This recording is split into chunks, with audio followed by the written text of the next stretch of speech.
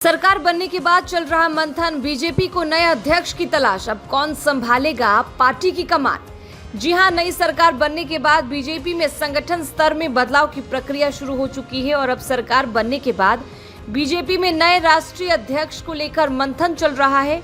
JP Nadda के सरकार में शामिल होने के बाद यह और भी साफ हो गया है कि पार्टी को नया राष्ट्रीय अध्यक्ष मिलेगा। नड्डा का अध्यक्ष के तौर पर कार्यकाल जनवरी में पूरा हो गया था, लेकिन लोकसभा चुनाव की वजह से उन्हें एक्सटेंशन दिया गया था। वहीं इससे पहले बीजेपी का नया राष्ट्रीय अध्यक्ष कौन होगा, इसे लेकर कई तरह की चर्चाएं चल रही हैं, जिसमें मध्य प्रदेश के पूर्व सीएम शिवराज सिंह चौहान और हरियाणा के पूर्व सीएम मनोहर लाल खट्टर का नाम भी सामने आ रहा है। लेकिन अब ये दोनों केंद्र की एनडीए सरकार में मंत्री बन गए हैं, इसलिए अब इनके नामों पर चर्चा खत्म हो गई है और अब नए नामों पर चर्चा शुरू होगी। हालांकि इस बीच एक चर्चा ये भी चल रही है कि नया राष्ट्रीय अध्यक्ष उत्तर प्रदेश से आ सकता है, क्योंकि इस राज्य ने लोकसभा चुनाव में बीजेपी को जोर का झटका दिया है। साथ ही यह भी कहा जा रहा है कि उत्तर प्रदेश में संगठन की स्थिति कमजोर हुई है। हालांकि महाराष्ट्र से भी एक नेता का नाम आगे चल रहा है और वो है पार्टी के राष्ट्रीय महासचिव विनोद तावड़े। विनोद तावड़े महाराष्ट्र से आते हैं और राष्ट्रीय राजनीति में कदम रखने से पहले राज्य सरकार में मंत्री थे। वर्तमान में वह बिहार के प्रभारी हैं और लोकसभा चुनाव के दौरान कई प्रमुख जिम्मेदारी संभाल रहे थे।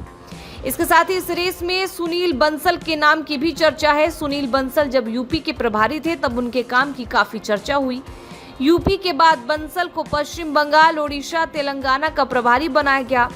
लोकसभा चुनाव के दौरान बंसल ने देश भर में कॉल सेंटरों को भी संभाला, फीडबैक एकत्र किया और जमीन पर पार्टी कार्यकर्ताओं को प्रेरित किया। बंसल ने बीजेपी के शीर्ष नेतृत्व का विश्वास जीता और पार्टी मामलों को सावधानी पूर्वक संभालने का हुनर उनके पास है। लिहाजा इन्हें भी बीजेपी के अध्यक्ष पद की रेस में मजबूत कैंडिडेट माना जा रहा है। हालांकि इस बीच अनुराग ठाकुर के नाम की भी चर्चा हो रही है, क्योंकि उन्हें इस बार मंत्रिमंडल में शामिल नहीं किया गया है। ऐसे में अंदाजा लगाया जा रहा है कि शायद बीजेपी युवा चेहरे को इस बार मौका दे सकती है। वहीं पिछले 2 कार्यकाल में राष्ट्रीय अध्यक्षों की नियुक्ति में पार्टी का एक ही पैटर्न रहा है। 2014 में जब तत्कालीन अध्यक्ष राजनाथ सिंह केंद्रीय मंत्री बने तो उनके बाद पार्टी की कमान अमित शाह को मिली।